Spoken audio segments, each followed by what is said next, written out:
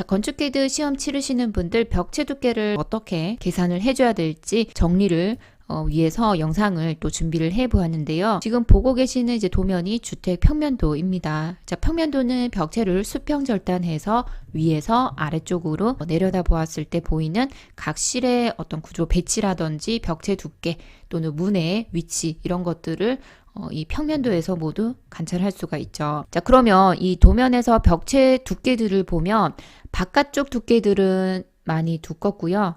내부에 있는 이 벽체들은 바깥 벽체들보다는 조금 얇게 표시가 되죠. 현재 보고 있는 이 바깥 벽체를 기준으로 자, 이런 공간들은 모두 어떻게 되죠?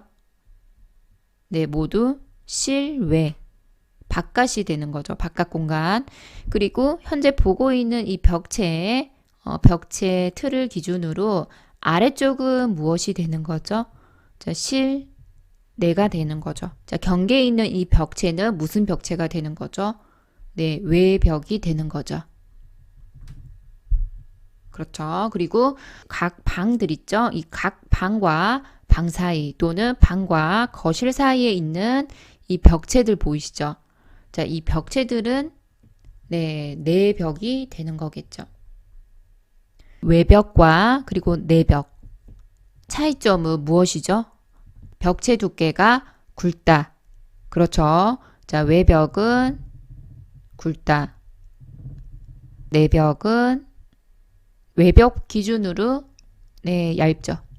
자, 왜 그러냐면 이제 외벽은 보시면 벽체 사이에 이렇게 하얗게 보이는 부분 보이시죠? 자, 이곳이 무엇이냐면 단열재가 들어가는 공간이거든요. 외부로부터 열 손실이나 또는 열의 유입을 적게 하기 위해서 그러한 역할을 하는 재료를 벽체 사이에 이제 넣는 것이거든요. 외벽은 전체적으로 이렇게 벽체 두께가 많이 두꺼워집니다. 이 벽체에 들어가는 재료도 다양하고요. 실무에서 적용되는 재료들도 생각보다 꽤 다양하게 있는데요. 자, 이 건축캐드 자격증에서는 주로 그 벽체 구조를 벽돌 벽체 구조로 많이 작업을 하게 돼요. 작성 조건의 일부의 내용을 한번 들고 와봤는데요. 작성 조건 아래쪽에 보시면 외벽과 내벽이라고 되어 있죠. 바로 이전에 우리 외벽과 내벽 확인하셨죠? 자, 이 벽체 두 개는 보시면 1.5B 공간 쌓기 적용하고 내벽은 1.0B 쌓기 하라라고 되어 있죠. 자, 1.5B와 1.0B가 무엇이냐 이것을 또 아셔야 되겠죠. 자, 여기서 이제 B라는 것은 블록이라는 것입니다. 그래서 이제 재료로 보면 이제 벽돌을 뜻하는 거예요. 자, 벽돌은 벽돌 하나를 0.5 블록 이라고 해서 0.5B라고 부르거든요. 내벽에는 1.0B라고 했으니까 벽돌이 총 몇 개? 네, 벽돌이 2개가 들어가겠죠. 두께 방향으로 벽돌 2개가 들어가는 것이고요. 자, 외벽은 1.0B라고 되어 있죠. 그러면 벽돌이 총 3개가 들어갑니다. 자, 그런데 또 차이점이 있죠. 외벽은 1.5B 공간 쌓기라고 되어 있고요. 내벽은 1.0B 쌓기라고 되어 있어요. 그러면 이 차이는 무엇이냐면 자, 외벽에는 벽돌 3개가 들어가기는 한데 이 벽돌 3개 사이에 단열재가 추가로 들어갑니다. 단열재 두께가 120mm로 들어간다 라는 것. 네, 그래서 벽돌 3개의 개수와 단열재 120을 더해줘야 외벽의 두께가 나오는 것이고요. 자, 내벽은 1.0B 그냥 쌓기이기 때문에 벽돌 2개만 들어가고 벽체 두께도 벽돌 2개에 대한 두께로 결정이 되는 것입니다. 자, 그러면 다시 아래쪽 도면을 또 자세히 살펴보시면 자, 여기 하얀 공간, 조금 두꺼운 공간 이렇게 구성이 되죠. 자, 그러면 이것은 뭐냐면 위아래쪽은 벽돌 들어가는 거예요. 자, 아래쪽 모두 포함해서 벽돌이 총 3개가 들어가는 것이고요. 이 내부에 두께가 120짜리 단열재가 들어갑니다. 내벽은 중심선을 기준으로 벽돌 하나, 2개 들어가서 총 벽돌이 2개씩 켜켜이 이제 쌓아 올라가게 되는 형태예요. 보시면 이제 여기가 이제 벽돌 표준 사이즈로 보시면 됩니다.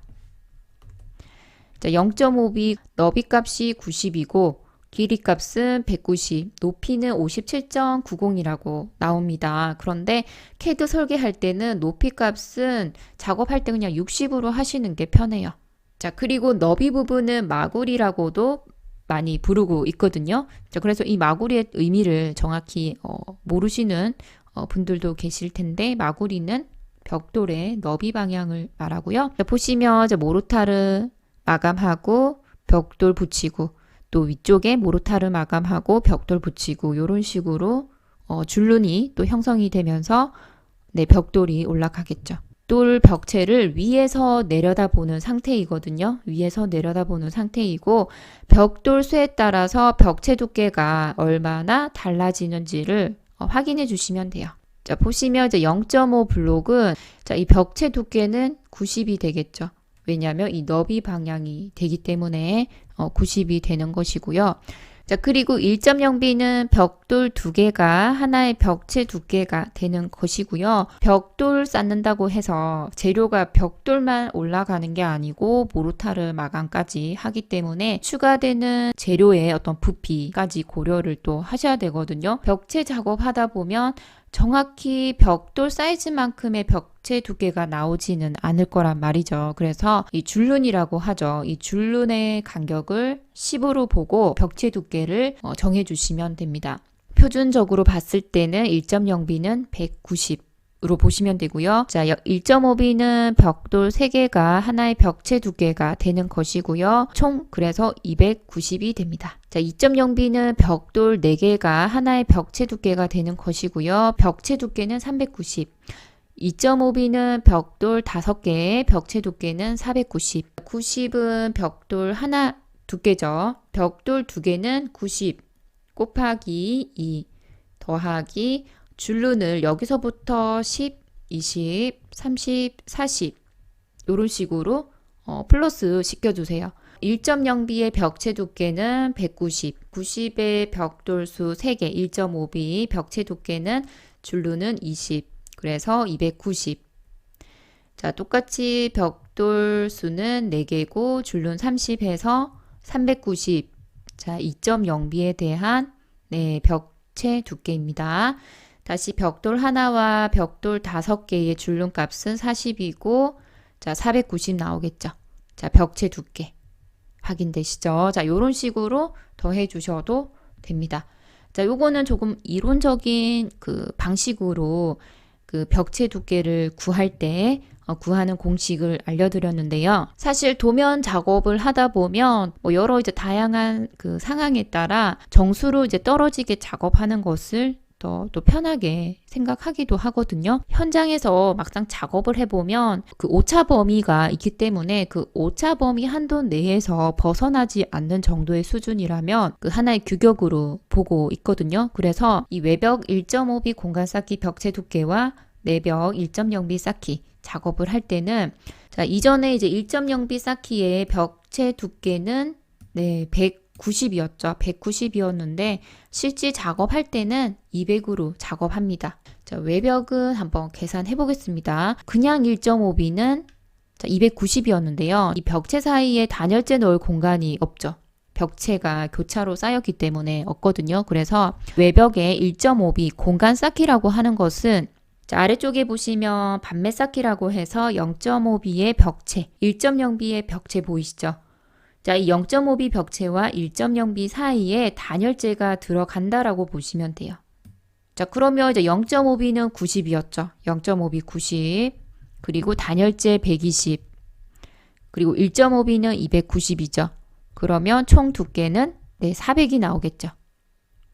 자, 이렇게 해서 이제 벽체 두께는 400이 나오는 것입니다. 그런데 이제 간혹 가다가 외벽의 이 단열재 값이 바뀌는 경우도 있겠죠. 뭐 80일 수도 있고 150일 수도 있죠.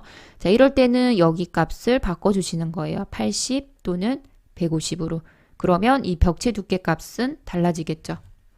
자, 이렇게 이제 계산해 주시면 돼요. 자, 그러면 이제 1.0B 공간 쌓기도 간혹 나오거든요. 또 이러한 벽체 작업을 또 할 때도 있을 테고요. 자, 벽체 2개 사이에 공간이 들어가는 거죠. 자, 단열재가 120으로 적용을 해볼게요. 자, 그러면 이 1.0B에 대한 공간 쌓기 벽체 두께는 반매 쌓기. 자, 0.5블록 벽체 들어가고, 자, 단열재 들어가겠죠. 단열재 들어가고, 자, 바로 오른쪽에 한 번 더 0.5블록 벽체가 들어가는 상태가 되겠죠. 그래서 자, 0.5, 90, 공간 쌓기 120, 다시 0.5, 블록 90이죠. 벽체 두께. 이렇게 했을 때 총 두께는 네, 300이 되겠죠. 자, 이런 식으로 벽체 두께를 정해주는 거죠. 자, 그러면 이제 앞으로 외벽과 내벽 작업할 때는 가장 먼저 보셔야 되는 것이 자, 블록 수 그리고 단열재 두께 확인해 주시면 되겠죠. 자, 하지만 이제 벽체를 구성하는 구조체들은 다양한 그 재료들과 구조체들이 있거든요. 모든 건물들이 다 벽돌로 지어지는 것은 아니죠. 아니기 때문에 자, 지금 이제 작업하는 작업들은 벽체가 벽돌 벽체로 구성이 된 경우에 벽체 사이즈를 결정하는 방법을 알려드린 거고요. 실무 작업하다 보면 이제 벽체 부분에 T80, 뭐 T50, 뭐 이런 식으로 T자가 들어가는 것들이 있죠. 자, 이 T가 두께입니다.